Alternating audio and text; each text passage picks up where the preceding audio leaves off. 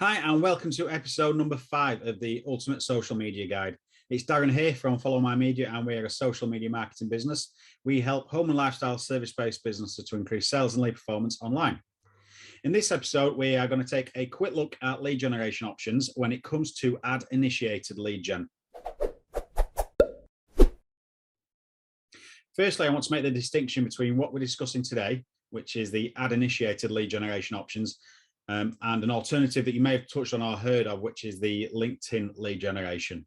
This occurs more where we will be looking at generating conversions and connections, typically for high ticket products or services, which may well be part of a future episode. So when it comes to lead generation and ads, the main options available to you are Facebook forms and landing pages. So they're the two different strategies that we're going to be discussing today.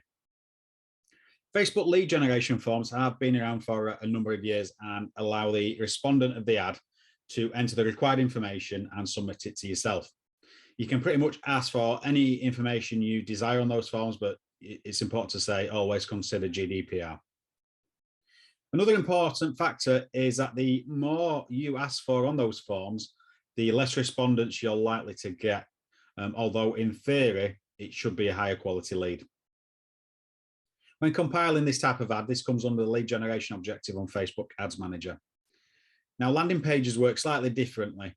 With this option, we're going to send the respondent of the ad to a page on a website that you have full control over. This has the benefit of providing the respondent the user with much more information about yourself and your business, but we are still looking to collect the same information as you would on a form for the same purpose, but obviously there are some slight differences. One main benefit that I've found with this method is that when I'm using them personally, I can directly link the form on a landing page directly to a CRM without the need for any third-party apps such as Zapier.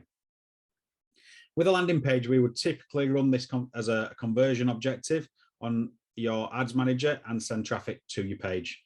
This typically comes with a lower cost per click, but lower conversions due to the extra steps involved and required by the user.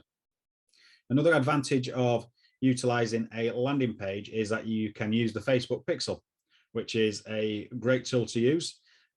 This allows the tracking of your visitors as well as conversions. It'll give you detailed analytics as well as retargeting options. If you're unsure on Facebook Pixels, please check out a previous episode that I've done about Facebook Pixels. It's a high-level look at pixels. If you've never touched on them before, it'll give you a good idea of what they can do for you.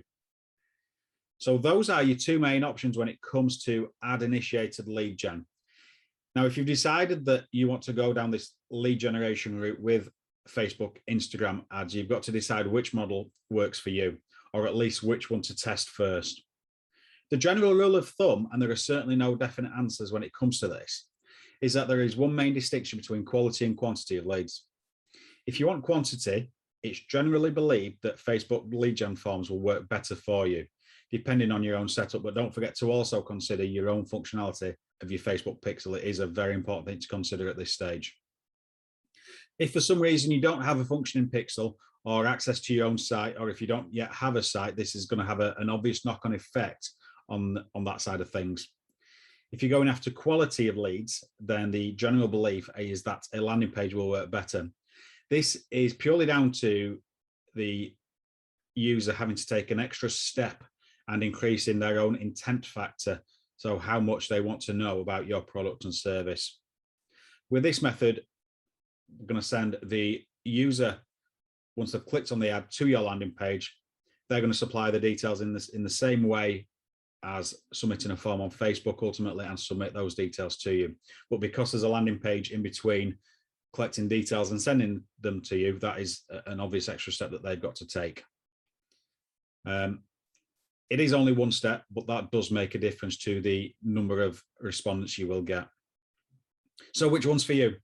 For those of you that are wanting me to say, definitely go for a Facebook forms lead gen approach for your business, or a landing page approach is definitely for you. You're going to be disappointed. As with all things social media, and especially involving ads, you need to test this and measure it. It's very easy to carry out A/B tests using the Facebook Ads Manager. And that means just simply comparing results on different variables, in this case, the actual lead generation method.